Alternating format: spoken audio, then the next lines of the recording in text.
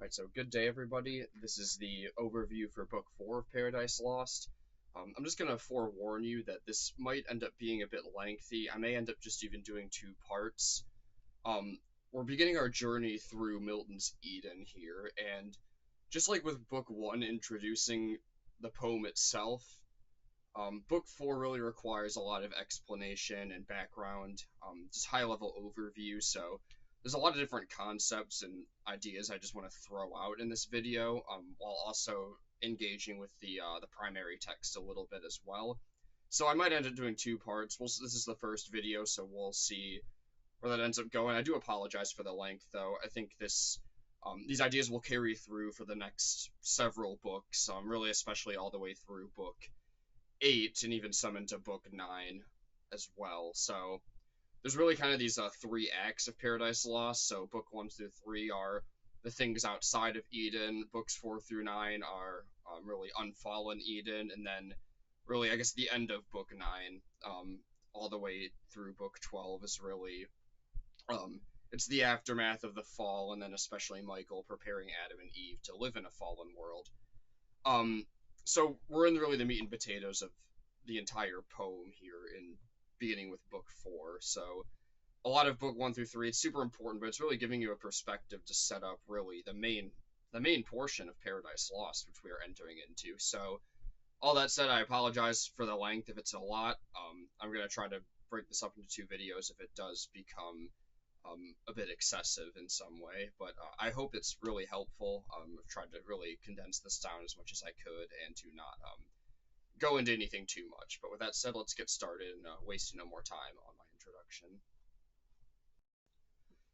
Sorry if there was a brief transition there. I received a phone call and I wasn't sure if it was important or not, but no big deal. So we will continue on. All right, so we've got to talk about the tragic form of this Edenic drama, in a sense. So remember, Milton is a late Renaissance Englishman, so he is definitely going to be inspired by a lot of Greek drama. He's obviously going to be inspired by Shakespeare as well, being really the generation or two before him, depending on how you define generation. But Milton's inspired by these dramas because there was a massive influx of them. Remember how they, in the Renaissance, if you know, they cried Ad Fontes, return to the sources. This was, in a sense, also in the Reformation as well, as they were talking about going back to scripture and re-examining things that were kind of built on in the Middle Ages. But nevertheless, the Greek literature was very absent. We didn't have things like most of Plato's dialogues, the great tragedies of Sophocles, Euripides, and Aeschylus, of course, as well. So, since these things were absent, they were really prominent now, and getting back into Greek, both the Greek New Testament as opposed to the Latin Vulgate New Testament, and as well as the Greek literature, the pagan literature, were very prominent in the Renaissance. So for over a century, these have been prominent, and that's going to be influential on Milton throughout his life and through his education, especially here. So we really kind of see the style of Plato's dialogues. They're kind of like a closet drama in a way, usually like a dialogue between Socrates and then his interlocutor, some other character, who he's having like some sort of philosophical question or big idea in a bunch of dialogue and questions within that per se. We see some of this in with Milton, probably even more so in Samson Agonistes, his closet drama that he wrote at the end of his life, along with Paradise Lost and Paradise Regained. But we're going to see some influence there. Probably some Plato, some of the three great Athenian dramatists as well, previously mentioned. And in a sense, we're also going to see you can sort of see Adam and Eve as Aristotelian tragic heroes in a sense. What does that mean? Well, for Aristotle in his work The Poetics, and in here he's in a way responding to his teacher Plato, who basically declared at the end of the Republic, book 10 of his book The Republic, that he would allow the poets back into the Republic if they could justify a good reason for their place in the Republic. And so, in a sense, Aristotle's responding to that through the Poetics, and he defines within the Poetics this tragic hero as basically a character who has this one fatal flaw that leads to their demise or their destruction. We see that in a sense with Adam and Eve, and really interestingly enough, this fatal flaw is the Greek word hamartia, which is the same word that the New Testament uses for what we in English translate as sin. Is as far as I know, it's always hamartia in the Greek New Testament. That doesn't mean the same thing. As in the Christian worldview, hamartia means we didn't just miss the mark of a fatal flaw, but that our fatal flaw and us missing the mark is so bad that it has eternal consequences. Damnation, being condemned to hell, justly given by God, whereas Christ is saving us from that, saving us from ourselves and our fatal flaw. And more, hamartia more just meant missing the mark in Greek literature, missing the mark in some way. But that's really kind of how it describes this. There's a difference there, so don't think one to one. Aristotle was writing this a good 3 centuries before the New Testament authors were writing scripture. But just something to consider there as well, that nature of a tragic hero, and just looking out to see how that plays out in Adam and Eve. And though this is tragic in nature, Milton always intended to resolve the tragedy not within Paradise Lost. He does to some extent, and you'll see that in books 10 through 12. There is hope given to Adam and Eve. There is devastating truth revealed to them, but also hope given to them. But he's also going to he always planned to write Paradise Regained and show how Christ is the exemplar. Christ is not a tragic hero. He doesn't have a fatal flaw, and that's the difference for him here in really the dramatic sense. Alright, so really early on in the book, we get Satan's arrival in Eden. That's where we're beginning this section of the poem. So really around the lines 21 to 23, we get this description of Satan's soul, and importantly, we see that Satan brings hell with him everywhere he goes. So it's really the nature of evil to pervert the end of all good things that it encounters. And we see this even with Satan when he encounters the tree of life. This is maybe the best example of this in this book, where he cannot see the tree of life without plotting death in a way. So Satan is hell, right? Hell is more than geographical. It's more than just this place, this metaphysical place, the metaphysics of the afterlife, where souls are punished for not being redeemed or for not being in heaven, more or less. But there's an aspect to it where it's a state of being. It's more than just a location, and Satan embodies this more than anyone else. More interestingly, too, or maybe just as interesting in some ways, when Satan's on Eden, in the lines 18 through 20, we get this description of horror and doubt. So, because Satan is alone here, we really get more depth into Satan, and in a way, more depth into ourselves when we are alone, right? So, because Satan doesn't have to put on a front for his demons, and Satan doesn't have to be, conniving and manipulating and deceiving his way through to Eden anymore, because he's achieved that goal. He's arrived at Eden. He's alone now, and so he's alone with his thoughts, and we actually get a deeper insight into Satan, and the fact that there's a kind of isolation here that makes Satan afraid.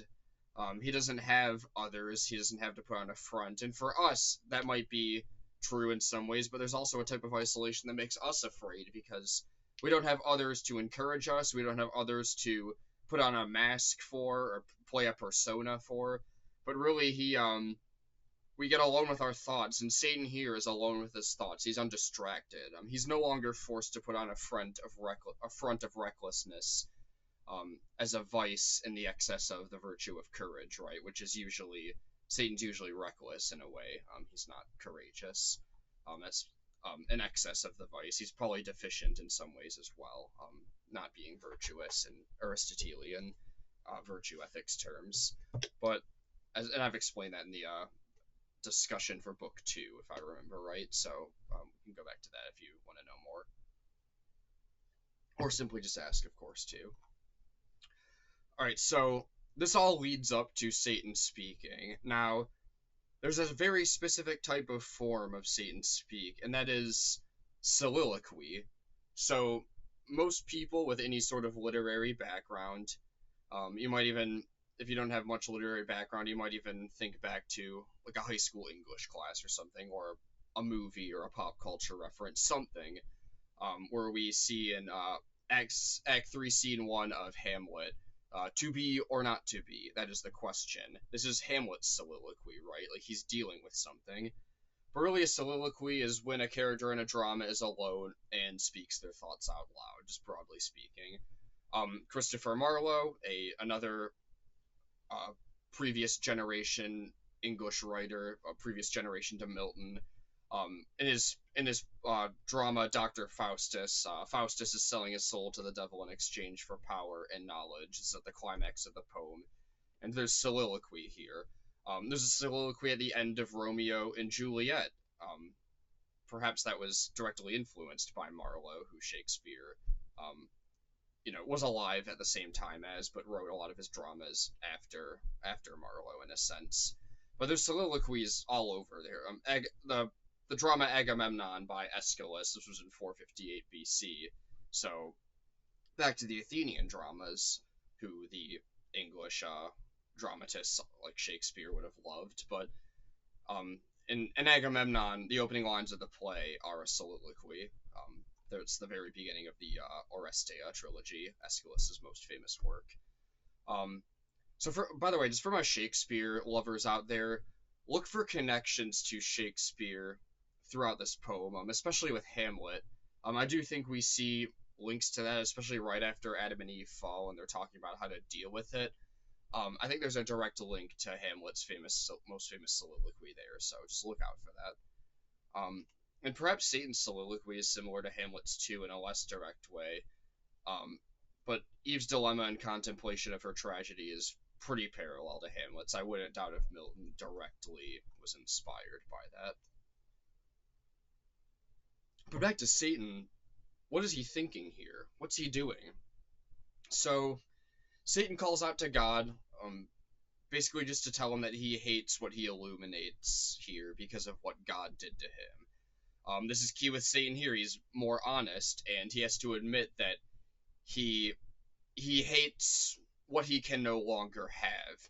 We're going to see this with Adam and Eve in ways too, but he hates with them in their love and their being, and being favorable in the eyes of God at this time, but also enjoying the beauty of paradise. Satan hates that because he hates the good things that he cannot have. He hates the good things that are not his.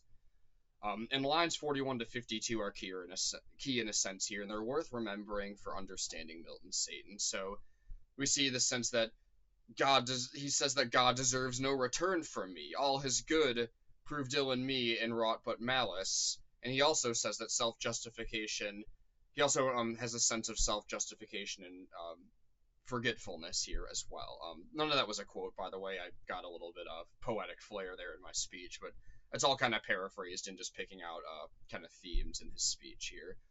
But really, we see here Satan is the ultimate self-victimizing player of the blame game. So Satan, it's all about these various things that Satan is pointing out, but he's not fully owning it right at any point. Like, he's completely he's blaming God for a lot of things. He's blaming very different things. And so, just as the beginning of the passage paints Satan as being turbulent in his emotions, we see some vivid descriptions there. He's kind of willing to admit some of this out loud when no one's around, but he's ultimately still not owning, and he's definitely not in repentance in any way, shape, or form. He's not going to repent at all, right? He's just going to play the blame game and the victim card a lot. But there's this great question within here, and the question is, what if God made a celestial being that was greater than Satan? Or what if Satan was just a lesser angel, right? What if he was one of the seraphims the cherubims or an archangel or any of the anywhere down on the celestial hierarchy. Like, what if he was that? Would he have been different, right? Like, he wonders why the archangels who were lower than him could just be happy in their submission to God. Why was he miserable, right? It's like, why am I miserable? Like, why did I have to deal with this? Why did you allow this burden to be on me, God? And so we see here that Satan is acknowledging his most radical decision to rebel, but he's only doing this privately. That's the key here. The private Satan versus public Satan is different, and maybe that's true in a way for all of us humans, all of us fallen people. And just thinking if we should resonate with Satan here. Like, do we resonate with him? If so, how do we resonate with him? Those are discussion questions worth asking, I think.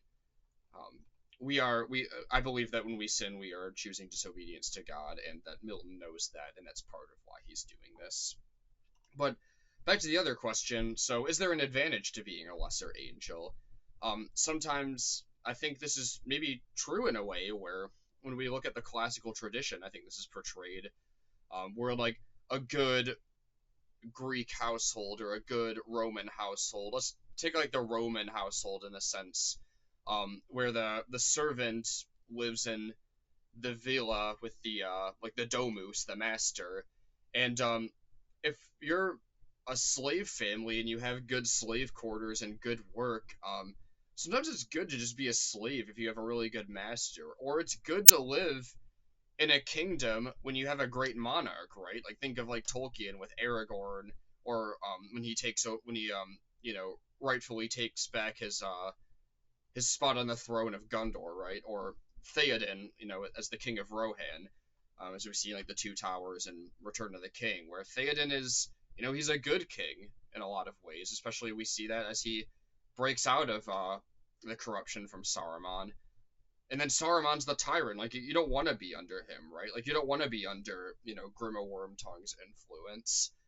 That's bad, but there's an advantage to being lesser in a sense when you're under good leadership, because a good leader provides good things in a fair and solid life to their subjects, right? They have their subjects' concerns and well-being in mind here. And so if you're under God, who is the ultimate monarch of the universe, that's a great place to be. And it kind of just raises questions of like why Satan couldn't deal with that, right? Like why didn't he want that, right? And why the other angels do. But he raises some interesting questions here, and I just want to leave it at that.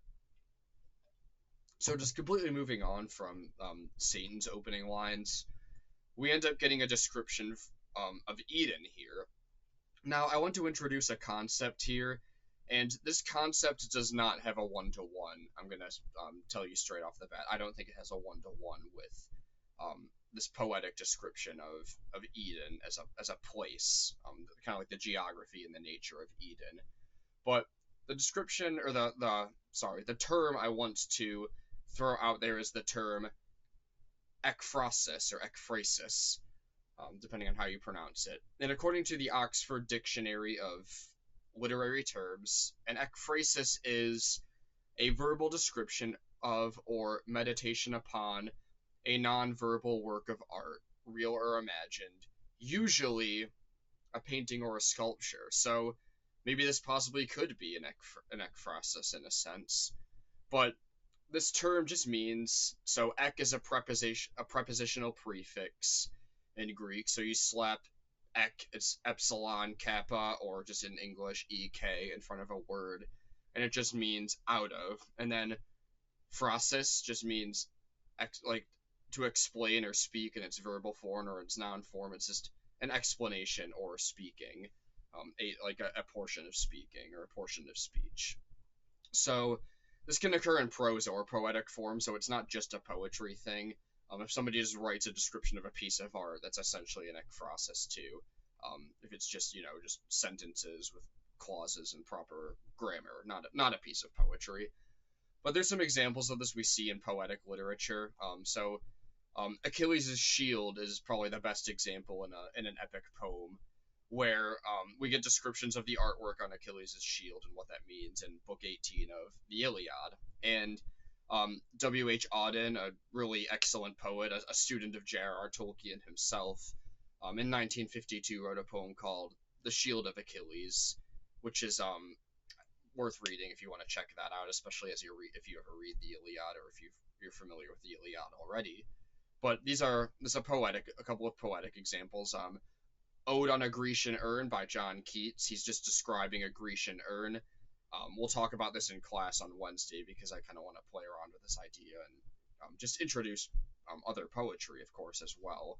Um, Keats being after Milton rather than before. But there's a couple of lines here that really exemplify just universal truths as they are explored through an ekphrasis of a piece of art. So John Keats says this about the Grecian urn: "Heard melodies are sweet, but those unheard are sweeter." He's talking about the power of art and how we look at a piece of art rather than we hearing a song or a poem, and there's something sweeter about that to him. And then his last lines on that are, "Beauty is truth, truth beauty. That is all ye know on earth, and all ye need to know." And perhaps there's a connection here with what Milton is doing with his Eden. But so art piece. Then there's I have an example of a prose ekphrasis that was done by a friend of mine in graduate school, and we were studying Dante together. But um, William Blake, the early Romantic poet, did a lot of artwork, which is not nearly as well known as his poems. But there's a painting that he did called Beatrice addressing Dante from the car. He did a lot of artwork for the Divine Comedy from 1824 to 1827. I recommend you pull up a picture of this on Google right now if you can and kind of look at that. This is just an example of prose ekphrasis, and I'm going to kind of give it verbally. But basically, there's this image here, and in this image, Dante describes some imagery in Canto 29 of Purgatorio. This is when he arrives at Dante's Eden, which is called the Earthly Paradise. It's at the top of Mount Purgatory. But in this painting by William Blake, Beatrice is at the top of the painting, and she has a similar aesthetics to like paintings we would see of Mary in the Middle Ages. But then there are these four figures in the painting, and they represent the different gospel authors. So man is Saint Matthew, the eagle is Saint John, the ox is Saint Luke, and the lion is Saint Mark. And here Dante is clothed in white, whereas often we see Dante clothed in red, typically in a lot of pictures of him. But he's looking up in awe at Beatrice. Maybe there's a symbol of purity in a sense there, but he's looking up at awe in Beatrice, and he's pointing with one hand towards an open book and the other towards a griffin. So the open book is it's the scriptures, I would say. People have said it's just like the gospel, but I mean the gospel is really within the scriptures. And then there's the griffin really is representing the hypostatic union of Christ, so Christ fully human and fully divine nature unified in one person. And so we see like the lion and the avian, their natures are unified in the griffin. And then Dante is saying that the word of God and the griffin are Christ made manifest through different symbols in this sense. So that's just a quick ekphrasis there of Blake's work of art. Again, my friend Isaac in grad school did this one, so I'm giving all credit to him there because that was really well done. But that's just an example there. So we see these as in poems and prose, I guess is my point. But is it possible that Milton's Eden is an ekphrasis? And perhaps it is in part, for it can be argued that Eden is the artwork in which the poet is describing.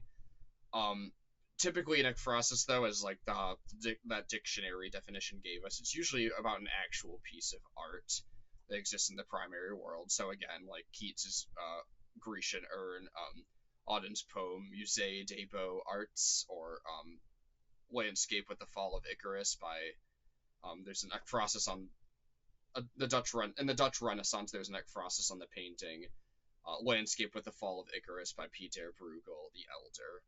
So those are some examples here as well. But what I'm trying to explore here with Milton's Eden is that ekphrasis is typically about an actual piece of art that exists in the primary world. and I'm going to say the terms primary world and secondary world. This is in reference to Tolkien's great essay on fairy stories. Please read that. If you're interested in this class at all, I think you should be interested in that essay, undoubtedly so. But Tolkien talks about these things like primary world being like the real world, secondary world being the art that is created within the primary world by humans. This is he coins this term or uses the term subcreation, which he gets from there's a tradition of subcreation really like from Philip Sidney to really like George MacDonald to Owen Barfield, who was a good friend and colleague of Lewis and Tolkien, and then of course C.S. Lewis and J.R.R. Tolkien himself, right? But really, there's this distinction between primary world and secondary world. So Eden, in a sense, in this poem, is Milton's subcreation, right? He's exploring realities of the primary world through the secondary world. So it's almost kind of an ekphrasis. I guess the question would be, does an ekphrasis require its object to be something that exists in the primary world or something specific, like a piece of art? Because there's a sense where Eden really did exist. We just don't know what it actually looked like. So Milton is, in a sense, relying on his imagination, what he saw in nature before he was blind, and of course praying to the Holy Spirit as well to aid him in this. But just a thought experiment there, and a way of introducing a term that might be a little bit of a deviation from the discussion on book 4 itself, but I hope that's at least helpful or gets some ideas churning in the head, because that's part of my point in making these videos in general. So we kind of move on from there, and we have some more interesting lines within this description of Eden, but it says, "Thence up he flew, and on the tree of life, the middle tree, in the highest there that grew, sat like a cormorant." This is describing Satan in Eden, kind of as he's approaching Adam and Eve, getting prepared to gaze upon them, which he will in this book. But King Charles I kept cormorants to fish with, which they had strings tied around their mouths so that they couldn't eat them, so they couldn't eat the fish. And they are, in the English Renaissance, they were often associated with greed, hunting, greed, and gluttony. So that's really kind of like the reference here in this language. But that's really, I think, an interesting line here. I don't want to spend too much time on that. We'll discuss these lines more in class. But moving onward from there, we get these first glimpses of Adam and Eve. So here I want to introduce another term here, and this is the term dramatic irony. So dramatic irony is when the audience, and sometimes a character on stage, really we the reader are the audiences. This is not exactly meant to be performed in the same way as like a Shakespeare play, but the audience and sometimes the character on stage know more about the character's situation than the characters, really the main characters of the protagonists, do.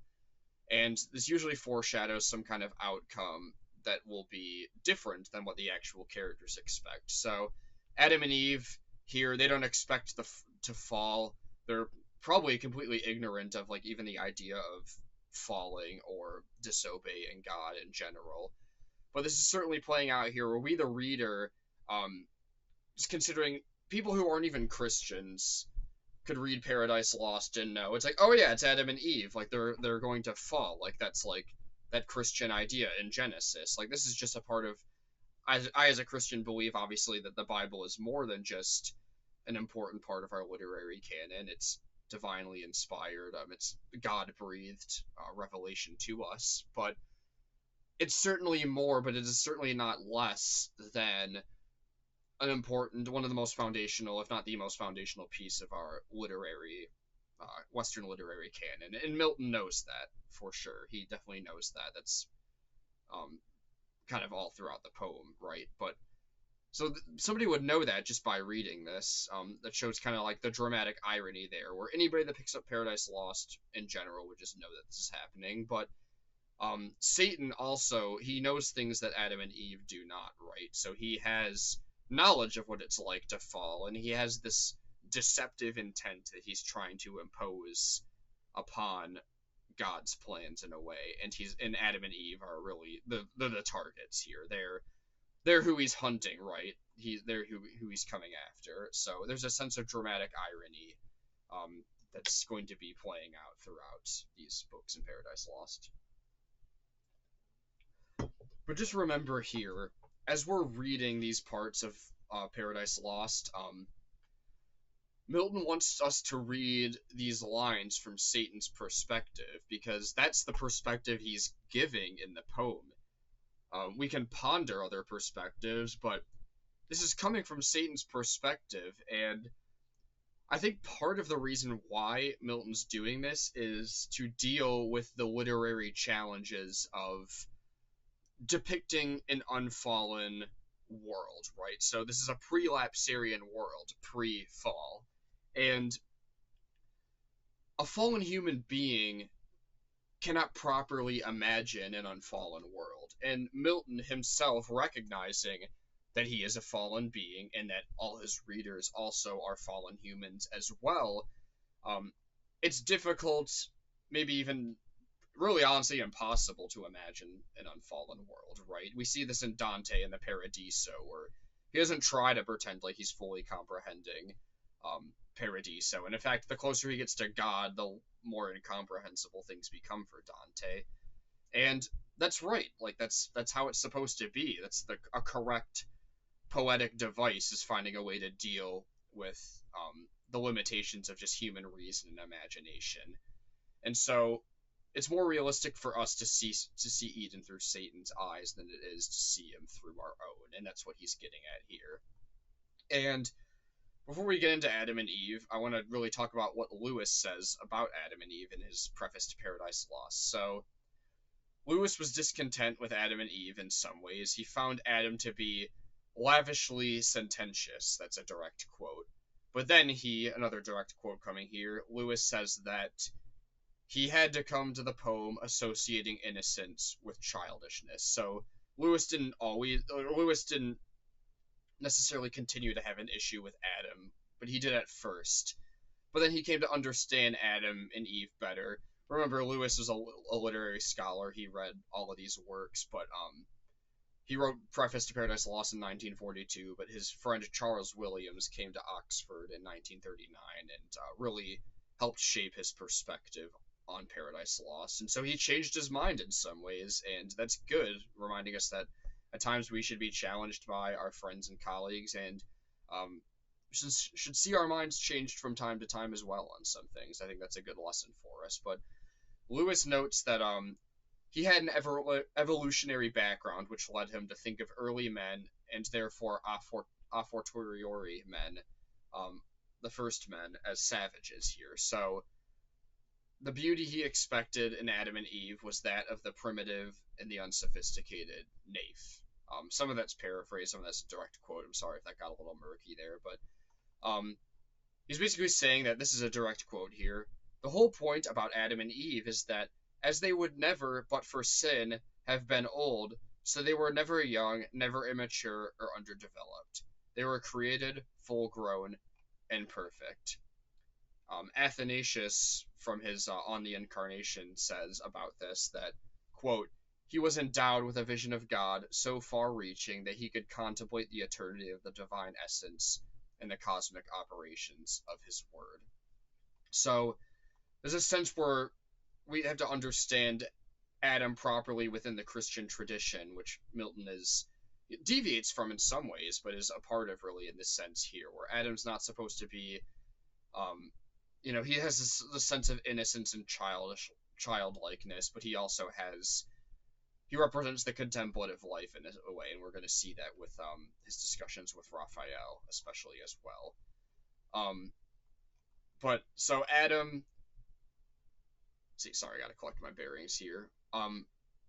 Lewis also says of Adam that there is no useful criticism of Miltonic Adam that is possible until the last trace of naif, simple, childlike Adam has been removed from our imagination. So, there's a sense where, yes, he is innocent, but yes, he is he's also contemplative in a way. He's not a savage, barbaric type where, you know, there's evolution here with Adam in a sense, or that Adam was basically he's later on rejecting the sense of the primitive man being a certain way based on like our modern conceptions. And if you ever read The Everlasting Man, Chesterton does this too, so perhaps there's influence there as well.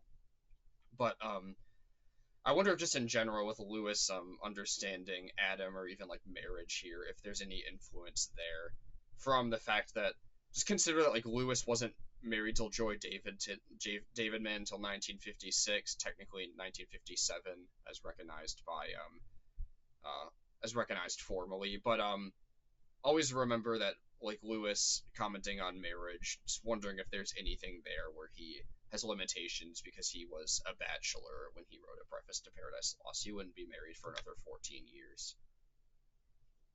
But nevertheless, not to digress further into Lewis's thoughts on Adam and Eve. So we have these, and Lewis does talk about this in his chapter hierarchy in there. That's worth reading for kind of understanding just roles and things in general. But there is a hierarchy in Eden as there is in outside of Eden as well. And within this hierarchy, Adam is the headship of the household of the family, really of all of humanity, and he is protector and leader here. Whereas Eve, the woman, she plays the support role in a way. She's just as important. She's created alongside with him, but he's the leader and she is not. Unsurprisingly, some of the 20th century, especially the kind of third wave feminist postmodernist scholarship, in the most radical expressions want to like remove Paradise Lost from the canon, and this is at least one of the reasons for that.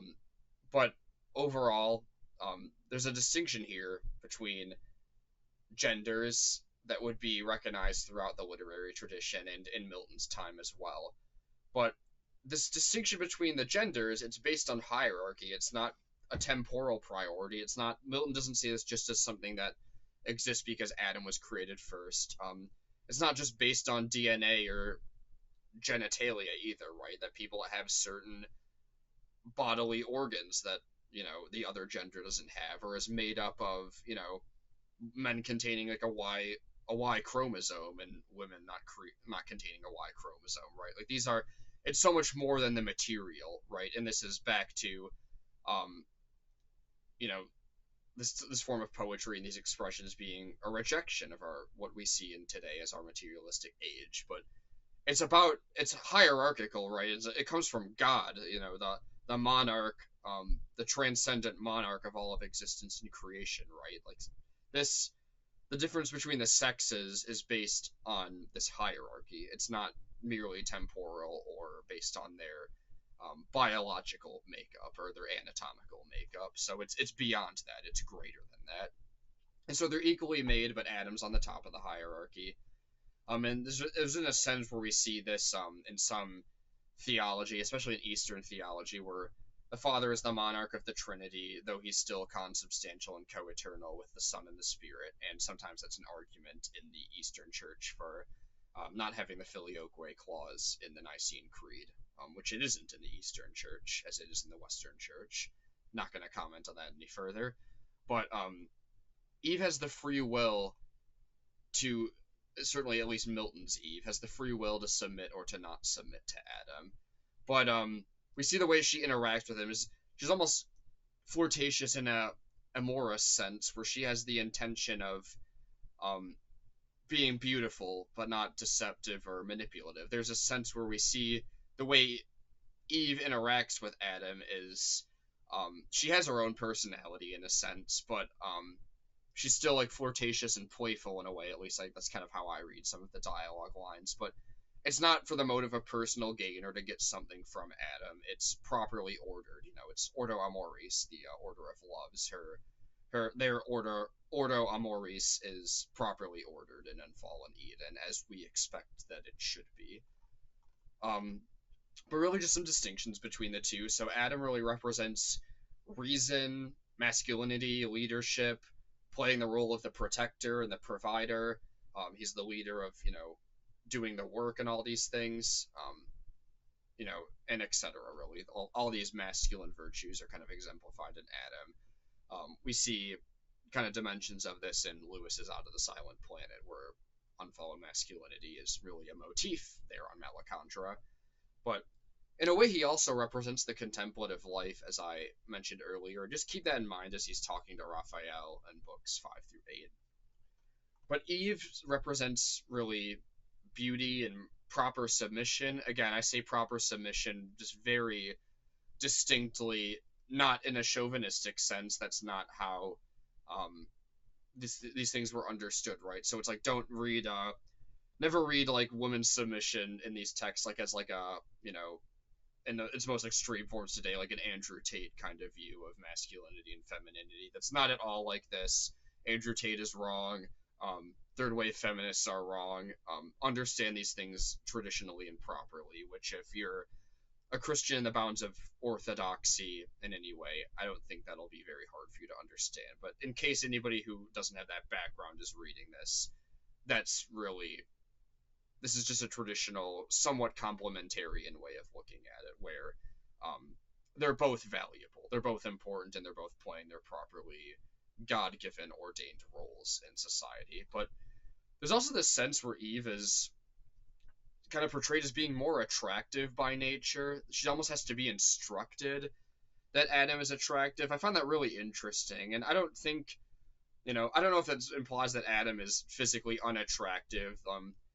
He's like some, he's obviously, according to Lewis, not some complete Neanderthal in the way that he acts, but I don't necessarily know if Adam's ugly as much as, maybe he doesn't look like Michelangelo's statue of David, or like Alcibiades in the Platonic or Socratic dialogue that Plato wrote about this very handsome, tall, acknowledged by Socrates as very handsome and tall Greek general way back in the the times of the Greek tradition. But there's an odd thing there, but maybe there's a point to Milton discussing and making Eve more attractive. Maybe there's just something about the feminine quality of beauty there. Maybe there's even questions there of the nature of how men are attracted to women and women attracted to men, where men often are seen as you're attracted to a woman or not. It's a little more black and white, where women, they might not initially think a guy is exactly attractive or handsome, but they get to know him and they fall in love with him. Maybe there's a little more hope for men sometimes of wooing a woman than woman wooing a man. Worth discussing. There's probably more to it than that. But we get this scene of Eve, and she's looking into the lake and seeing her own reflection and recognizing that she's beautiful. Now, is that conceited in any way, right? Like, we would often view this in our culture as conceited, but in Aristotle's Nicomachean Ethics, he has this concept of magnanimity, and magnanimity is basically rightly recognizing one's own greatness, not in a way that's inflated or self-absorbed, but saying that, like, it's the right thing. It's a good thing to recognize the good gifts or good talents or good things about yourself, right? As long as they're not prideful or inflated. And then it would actually be, pusillanimous. That's the vice. Being pusillanimous is really not recognizing these things properly. So perhaps it would be wrong for Eve to look at her beautiful self in the reflection of a lake and say, I'm not pretty, or I'm just not, right? Like, and there's a sense maybe that's like a rejection or a slap in the face to God, who made her beautiful, and perhaps in an unfallen world she's supposed to recognize that. But there's allusions here to the myth of Echo. So this is best told in Ovid's Metamorphoses, where basically Juno, or Hera, Juno is the Roman name of the Greek goddess Hera, and she's Zeus's wife, and she has jealousy regarding Jupiter, that's the Roman name for Zeus. She's jealous because he has a lot of affairs. And the nymph, Echo, distracts her with lengthy conversations, but eventually Juno curses her after realizing what she was doing, and this causes Echo to only be able to repeat the most recently spoken words of another person, hence the name. And so Echo is attracted to a man named Narcissus or Narcissus, depending if you want to use the Latin pronunciation there or not. But Narcissus continually rejects her, and eventually he dies and wastes away before his own reflection. And perhaps there's allusions or parallels here and there, but I think Eve is supposed to kind of be like an unfallen version of that. Being in love with your own reflection, again, would be narcissistic in our own culture, but I think Eve's just being properly honest here in a way, in that it would be pusillanimous for Eve to not admit her own beauty. So just this has to be understood through the classical lens, again, not through our modern or especially postmodern imaginations or understandings of things. So C.S. Lewis also talks about unfallen marriage in Preface to Paradise Lost, and really specifically unfallen sexuality. And this is kind of a controversial thing in Milton because depicting naked people, like, is a fallen person supposed to do that? Like, is that right? Is that a stumbling block even for certain readers, or maybe all readers? This is a valid controversial question that has been asked, and where Lewis talking about St. Augustine, he really asserts that St. Augustine does not believe that intercourse ever even took place before the fall, where Milton seems to assert that it does, and perhaps that because of that procreation before the fall would be possible.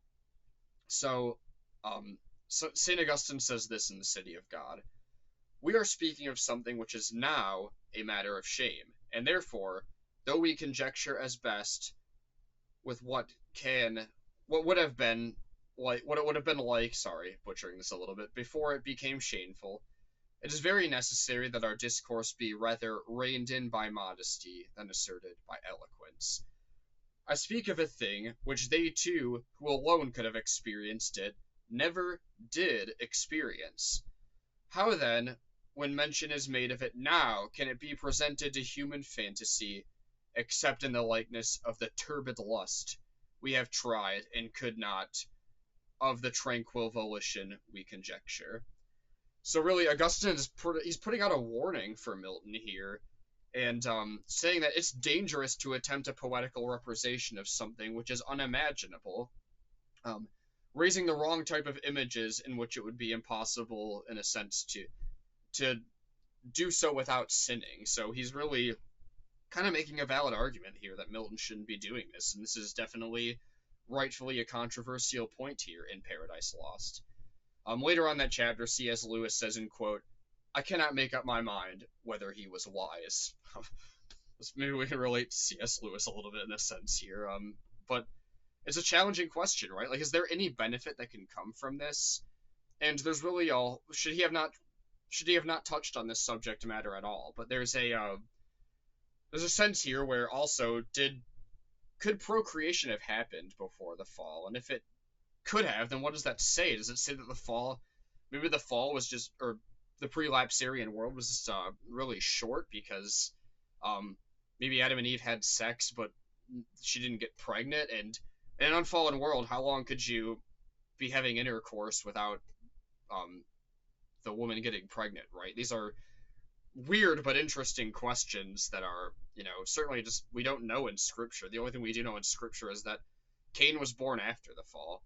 And so maybe Milton's toying with some things here, and these are discussion-worthy questions, but perhaps we'll get to those on the Wednesday night class. But yeah, it's hard to say what Milton's doing here. I'm still not exactly sure myself what the point of it is and how to think about these things, so would love to hear from others about that. But what is Satan thinking here? Getting back to what Satan's doing here, he's looking at Adam and Eve in a sense. He's seeing these pre-fallen humans for the first time, and he's thinking, really, he initially loses himself to wonder. That's really interesting. Like, Satan has a sense of wonder about them. He's showing that he still has the capacity for wonder, and this is hinted at towards the end of Book 3, but it's further elaborated upon here.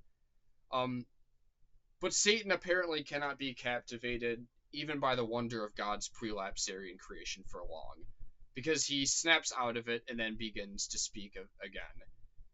And there's this observation that is made of the divine shining through them via the Imago Dei, the image of God, not because they are demigods, but because they are full humans, uncorrupted by sin. And so their beauty is acknowledged, but Satan is quick to move into his plan. And there's a sense where he's going to oscillate in between admiration on one hand and plotting their demise on the other hand. And that's kind of what he's doing here. It's kind of like Iago in Othello, where he's acknowledging beauty, but then he's ready to get back to his plan, right? He's ready to get back to being Iago in a sense. Is Iago an influence on Satan at all here? I do not know, but it's certainly plausible, and there's one of thousands of theses worth exploring in Paradise Lost. Interesting connections there. But notice there's nothing here to stop Satan in Eden. It's not fenced off. It's not gated. So we see just again that Providence is always allowing Satan to get to Adam and Eve. He's always making it permissive. He's always allowing for Satan basically to choose to do this or not. And he's ultimately giving Adam and Eve the test to be deceived or to not be deceived by Satan. It's the ultimate test of obedience, which we know only Christ is going to actually fulfill. And so, again, we're looking at this conversation between Adam and Eve through Satan's eyes. Milton's never allowing us to not be reminded that we're looking at this from Satan's perspective. He's watching Adam and Eve speak. And the conversation that's going on between them. They are free to do everything except partake of the one tree. It's described as easy charge. That's all you have to do. Like, you had one job, Adam and Eve. Like, that's kind of a way of looking at this in a sense. And of course, there's questions of if any one of us were in their shoes, would we have fallen too? Worth discussing in later books, perhaps. But Eve remembers starting her created life because she was never a baby. Kind of an interesting thought there. She came from the rib of Adam. But we really get these interesting metaphysical questions and questions of natural science. Those things are often related in the pre-modern tradition, where natural science is just a part of metaphysics in a way, kind of like a category of it. But much like in Dante, the characters sit around and discuss these high matters. And George MacDonald, in his wonderful, extraordinary essay that has influenced my thought a lot, and of course the thought of Owen Barfield, C.S. Lewis, and J.R.R. Tolkien as well, and Chesterton as well for that matter, but he says this in this essay: "The imagination often gets a glimpse of the law itself long before it is or can be ascertained to be law." And then he further says beyond that it is, and begin quote, "the light which redeems from darkness for the eyes of the understanding. It is the substance of the intellect." So I think this is part of the purpose here, is like Milton's showing us these glimpses into these things, these glimpses of these unfallen, beautiful works of creation. For they are the substance of the intellect. God created ex nihilo, out of nothing. We subcreate out of substance, out of material that God has provided. And having the imagination provoked in such ways is essential and important for our intellects. For explaining something in prose is ultimately relies on the imagination in some way or another. But we get Satan responding to their romance here, and he says that it is a hateful, tormenting sight in line 505. There's a strong theme of envy here in Satan, as mentioned previously. He's not just purely hating them because of an inherent disgust with love itself, but Satan cannot have this. He cannot have any of this, and he envies them for that. He despises them because they have what he lost in heaven. They have a form of that right here in Eden. And the key line is line 506, 507 here, where he says, "In paradise in one another's arms, the happier Eden." Their happiness is together, right? It's not lonely. But here's like a very devotional quality, and this is true even if you're not married, but especially true if you are married. But Satan wants to destroy marriages, and just as he wants to destroy the first marriage here, Satan wants to destroy our marriages today. We cannot forget this, right? Like, we cannot think you can have the most virtuous marriage possible in an unfallen world, but still be prone to our marriage being destroyed by a multitude of different factors, whether it's pride or lust via adultery or many different things that can get in the way. Milton is warning us here that Satan is coming after Christian marriages, and it's not over after Eden.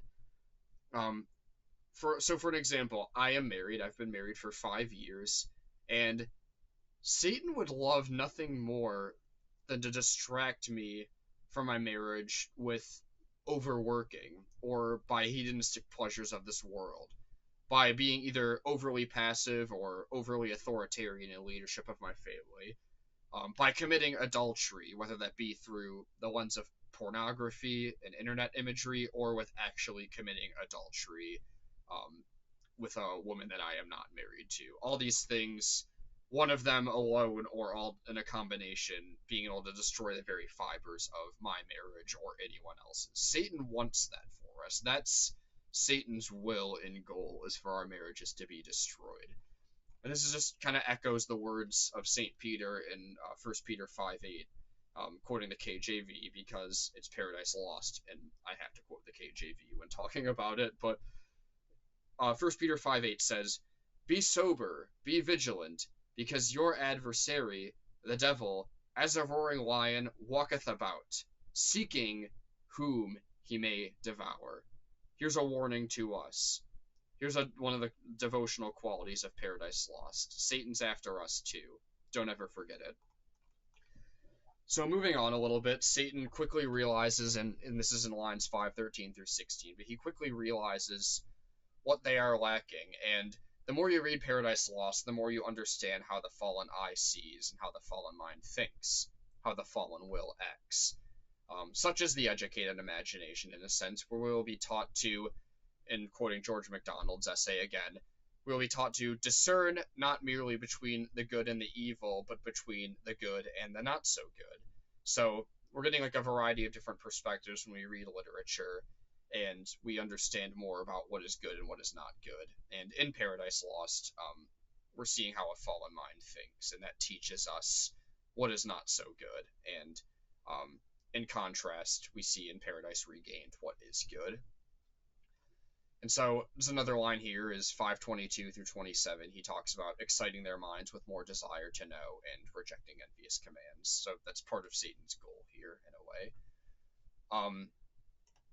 We already talked about really the concept of how Milton's dealing with seeing a prelapsarian world as an unfallen person. So just kind of thinking, when this perspective shifts in later later books, or will it shift in later books, and will that raise problems? It's worth keeping in mind, to say the least. But what is the role of knowledge here? Like, the role of knowledge, the role of the imagination, and really specifically, I guess, just of knowledge rooted in the imagination. But are Adam and Eve only happy because they are ignorant? And that's really what he's getting at in lines 505 through 539. Remember, going back to book 3, and it says that Adam and Eve, they're sufficient to stand, though free to fall. So remember, they can always fall. They can always choose to fall or not to fall for Milton. And is it their ignorance that keeps them from not falling? Is learning too much going to cause them to fall? Interesting questions worth discussing in class. So we get at the end of the book, or middle towards the end of the book, we get a description of really their home and their life. And in a sense, this is what we should aim at as the good life, in the really a Christian Aristotelian sense, but that we will never fully achieve as unfallen creatures. So in one sense, it is simple and beautiful. They're just content to live here in the garden, working with their hands in the beauty and wonder of the garden, just living content, joyfully glorifying God with their work, and dutifully bound and being obedient to God in the happiest sense possible. We see glimpses of this in our world today. You might think of like just some of the great saints of the church, or um, I think of Chesterton a lot with this, who was just a very content, joyful man. Maybe the one of the best examples that we have in the past 200 years of this is somebody like Chesterton, who is just a content, joyful man, not a perfect man, not an unfallen man, but somebody who we should really maybe aspire to be like in some ways. Maybe even in some sense, some of his eccentricities were rooted in his joy and his contentment. But we get to Adam and Eve here, and we see like kind of their routine. They work, they pray together, they sit down and look up to the heavens and wonder. They delight in the work that they do. They enjoy being married, and there's a sense where there's a perfect goodness of marriage um, and of lovemaking here, which again, like how Milton can imagine that or deal with that, those create challenges and controversies. But um, there's a sense here where everything is just inherently good, and we get glimpses really into the unfallen life, but some of it through Satan's perspective as well, worth discussing and keeping in mind. But we also get an image of unfallen rest here aligned around line 680, where they choose when to rest, but why do they even need to rest, right? Well, remember that it might just be perhaps merely for the next day's labor, and we have to remember that though they are unfallen, humans are still finite. So getting tired from working hard is not necessarily a bad thing. It's just part of being a finite creature here. Whereas, God rested in a sense on the seventh day, and that wasn't in the same way because God is infinite and doesn't require rest. But even unfallen humans do. They work hard and they get tired and they need to eat and be nourished. And so we get really interesting glimpses of the unfallen life here. One thing noteworthy is they just sleep out there in Eden, but they're undisturbed by bugs. Now I'm a lover of nature. I'm a hiker. I'm a backpacker. I like rustic camping. If you like glamping, that's fine. But I think it's more fun to not glamp personally. Not to get into my opinions, but it's fine if you do. But if you ever even just walked through the woods, even if you like glamping, but you go for a 10-minute walk in the woods, you know that it doesn't take living long on this earth to know that insects are complete pests, right? Being bitten by mosquitoes in the summer is annoying. It's terrible. Um, it's one of the most annoying aspects of summer, to be honest. And maybe insects are a product of or insects being pests are a product of the fall, right? Like, are insects even here? If they are they just not disturbing to humans at all here? Or if they are humans just do they just tolerate it perfectly? I don't know. Again, unfallen world is hard to think about. It's hard to really know. But um, really, we get a lot of this imagery of the pre-fallen world, and it's worth noting that in the 17th and 18th centuries, a lot of political philosophy was engaged with ideas of what human life was like at the beginning of time. And so we get in a sense here on one end we've got Thomas Hobbes, who was a prominent philosopher throughout the 17th century. He's really a contemporary of Milton, and perhaps Milton's in dialogue with Hobbes in a sense, but they were both Englishmen as well, so worth noting. But Hobbes really believed that the early man was kind of savage, brutish, and that their lives were short. He had a much more pessimistic view of this, and I think if you know anything about Hobbes' philosophy, that shouldn't be surprising that he had this kind of pessimistic materialist view of that. But on the other end, and this is the century after Milton, Jean-Jacques Rousseau in the 18th century was prominent, and he kind of had more of this idea of a noble savage and really a more optimistic view of us going back to living in accord with our animalistic instincts out in nature. He's disagreeing here with Aristotle and saying that we are like gregarious animals, kind of like tigers. But for Rousseau, he believed that we kind of just could live back in nature, and that that was, in a sense, these were comments on political philosophy of the time. But that's part of probably why Milton's wrote Paradise Lost in a way, is because this is being talked about a lot in the philosophical the English and continental philosophical traditions of this time as well.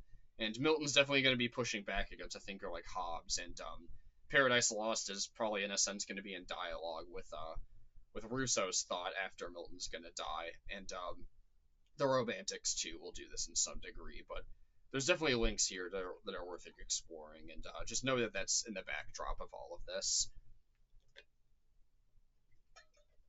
All right, so we have one final scene here, and this is over an hour now, so again, I know this is going to be lengthy, but I appreciate your patience if you've stuck with me. So the final scene is really Satan looking upon Eve. We get this description of Satan. He's sitting there, and he's squatted down like a toad, and he's preying on Eve as she sleeps. And are there connotations here where Satan's supposed to kind of be creepy? Like, is he a bit of a peeping Tom in a sense here? Eve is obviously attractive, and Satan is fallen, and she's naked, and he's looking at her, and I don't. That might be in there somewhere. Perhaps I'm reading a bit too much into it, but there's a sense where like Satan's creepy here, right? Like I got to imagine so. But he makes his first attempt to corrupt Eve here, with trying to like get into her dreams a little bit. But interestingly enough, and I think Milton's drawing us into the idea of spiritual warfare in our lives here. Satan fails here only because he's caught by the angels. Like Adam doesn't stop him, Adam doesn't know, Eve doesn't know what's going on. But he's poked by the spear of an angel here, which undoes his balance in this frog-like disguise and kind of really disrupts whatever he's trying to do here with Eve. And so this is just a reminder that spiritual warfare is always around us, and Milton is likely trying to really re-enchant this idea to us that it's not just us against our psyche, and this is going to be especially true in just really any re-enchantment movement post-Freud, but we're not just reduced to like our psychological, neurological impulses and struggles, but that there's spiritual warfare all around us that we can't conceive of with the five senses, and Milton is really drawing us into that, whether he intended to or not. But Satan here is unmasked, and he resembles sin as his place of doom in a sense. And we see here that, and I'm gonna paraphrase Dr. Stephen Smith, who did the Hillsdale Online lecture series on Paradise Lost, but he comments on this scene and says, literally, Satan looks like hell. That's pretty close to what he actually said, but I'm gonna call it a paraphrase because I don't remember the exact quote. But Satan's unmasked here; he's exposed, and there's really a sense here where we're just reminded of spiritual warfare overall. But we get this thing of Gabriel here, and Gabriel is in dialogue with Satan, and he's going to test Satan's claims, and he judges him rightly to be a liar here. And he really provides an example. The angels are really always examples of, they're really paragons of virtue for us, paragons of the virtue of obedience to God. In Northrop Frye's essays on Paradise Lost or on Milton in general, he really talks about this, and I'll find the quote another time. But Gabriel's examining and judging Satan rightly here, and he's kind of a model for us here.